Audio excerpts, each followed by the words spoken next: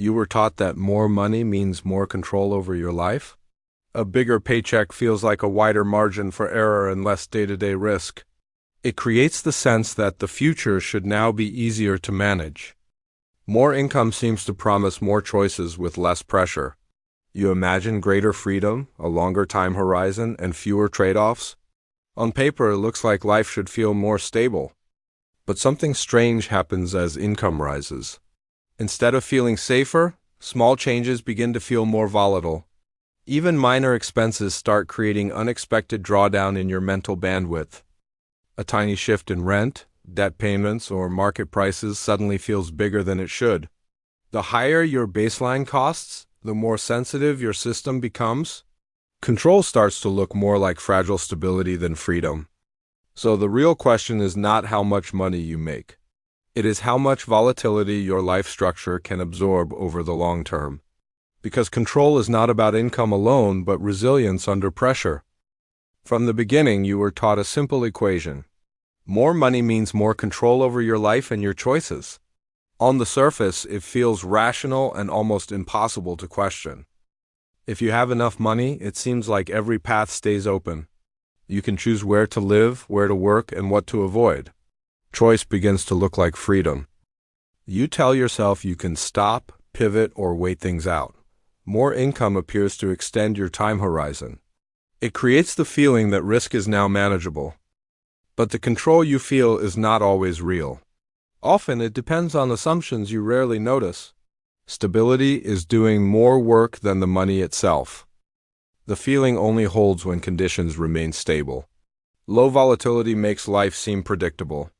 In calm markets and calm routines, control feels effortless. As long as the job remains secure, the system keeps working.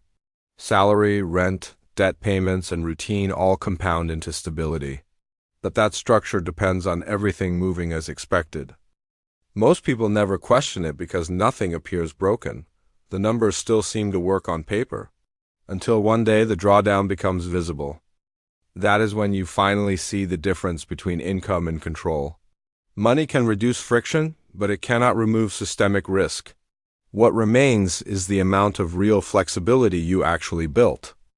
Look closer at what you actually control. Your choices exist mostly inside a system built by forces larger than you. The first risk is confusing personal effort with total control. You do not control the economy. You do not control your company's decisions or the job market's volatility. Much of financial stability depends on variables outside your time horizon.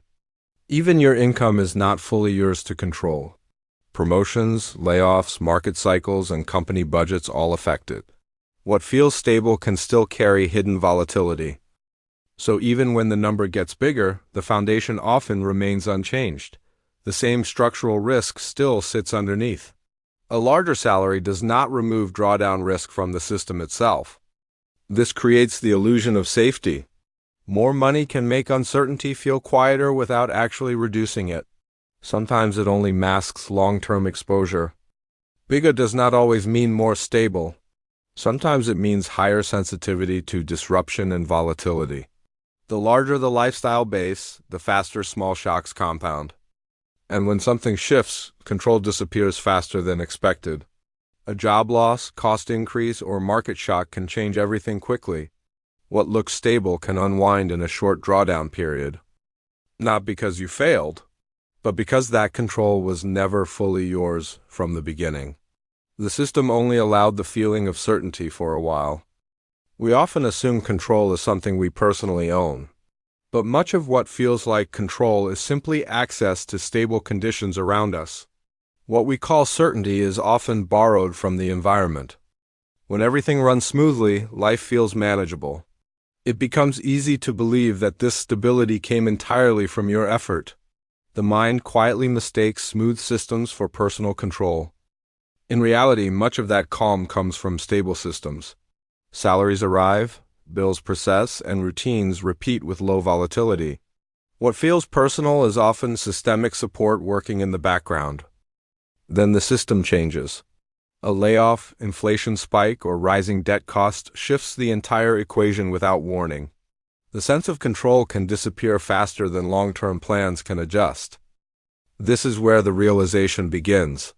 Many things were never fully in your hands to begin with. The drawdown in certainty exposes how limited control really was. That realization is uncomfortable. It conflicts with the belief that effort always compounds into control. The emotional volatility comes from seeing the system differently for the first time. We are taught that hard work leads to control. More money, longer time horizon, and disciplined choices should reduce risk. But life often carries variables that do not compound in our favor. The truth is that control is far more limited than we imagine. Money can reduce friction, but it cannot remove systemic risk. Understanding that difference changes how you see modern work and financial life. Money still matters. It gives you options, more flexibility, and a wider time horizon for decisions. But options should never be mistaken for full control over life outcomes. Choice means having possible paths. Control means knowing exactly where those paths will end. In modern finance, those two are rarely the same thing. The modern system runs on probability, not certainty. Salaries, costs, and job markets all move with volatility over time. What looks stable today can shift quietly tomorrow. You can choose a job, but you cannot fully control layoffs, restructuring, or long-term stability. Income risk often lives outside personal effort.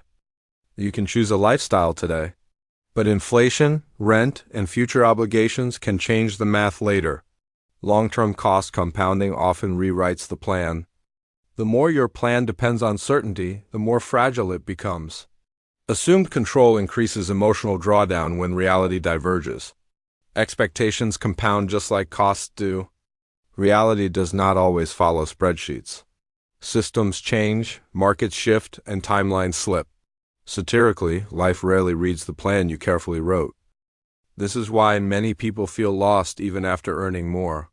Often, it is not the money that disappeared, but the illusion of control. And that loss feels heavier than the numbers themselves. Wanting control is not the problem. That desire is deeply human and shaped by how uncertain modern life feels. Everyone wants something stable to hold on to over a long time horizon. The real issue is where we were taught to look for safety. Most people are conditioned to tie control only to income, as if a bigger paycheck automatically reduces volatility in life. But income is inherently volatile. It can rise with promotions and fall with layoffs, market shifts, or economic drawdowns. The number moves more than people like to admit. Once your sense of safety is attached to a number, your emotions begin to mirror that volatility. A raise feels like relief, and a dip feels like failure. Your emotional balance starts following monthly digits. This is why more money does not always create peace. Sometimes it simply increases the scale of the pressure. The time horizon gets longer, but so does the mental load. Sometimes the opposite happens. The more you accumulate, the more there is to protect from risk and drawdown. Complexity compounds faster than peace. The larger the system around you becomes, the more loss feels possible. More assets, more obligations, more moving parts. Pressure grows not from weakness, but from exposure. This pressure is not a personal flaw. It comes from living inside a system built on uncertainty and volatility. Some things were never meant to be fully controlled. What needs to change is not your desire for control. That desire is deeply human and completely rational. What needs to change is the way control has been defined for you. Control is not making every outcome match the plan. It is staying stable when the plan no longer survives reality. Real control begins at the point where volatility shows up. You do not need to hold every variable. Most variables were never yours to control in the first place. The real shift is reducing dependence on unstable systems. This version of control feels quieter. It is less about dominance and more about resilience. And because of that, it is actually something you can build over time. The goal is not total certainty.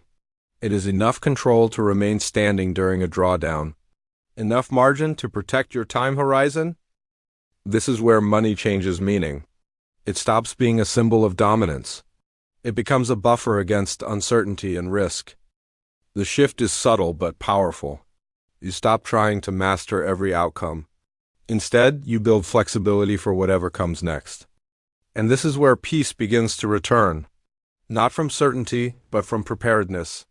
Not from control, but from having enough margin to adapt. Many people spend years chasing the feeling of control through numbers and status.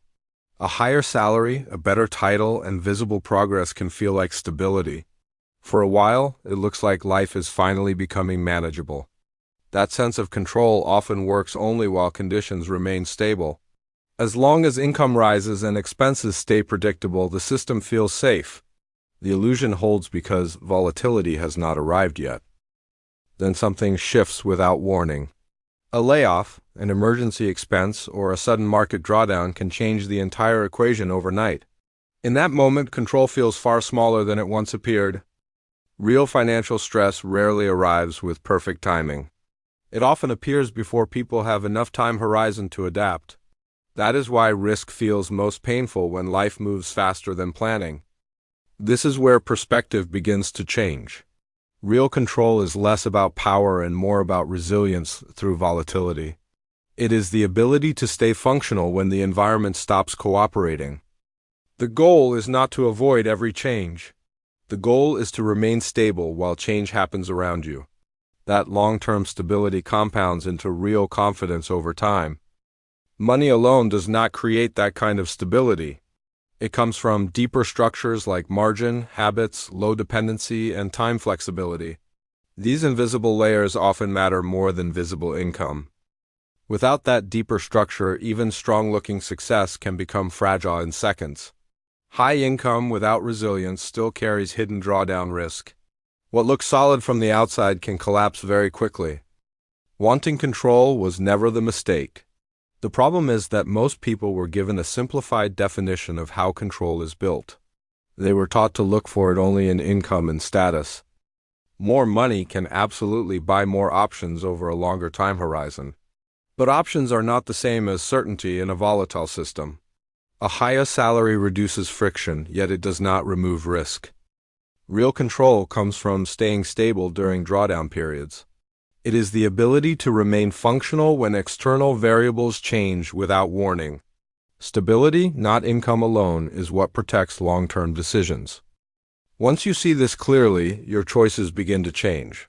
You start thinking in terms of risk, compounding, and time horizon instead of short-term income spikes. The way you work and live becomes less reactive and more intentional. The system becomes easier to understand when the noise is removed. No hype, no illusion, just the math behind modern life. We will keep breaking it down, one layer at a time.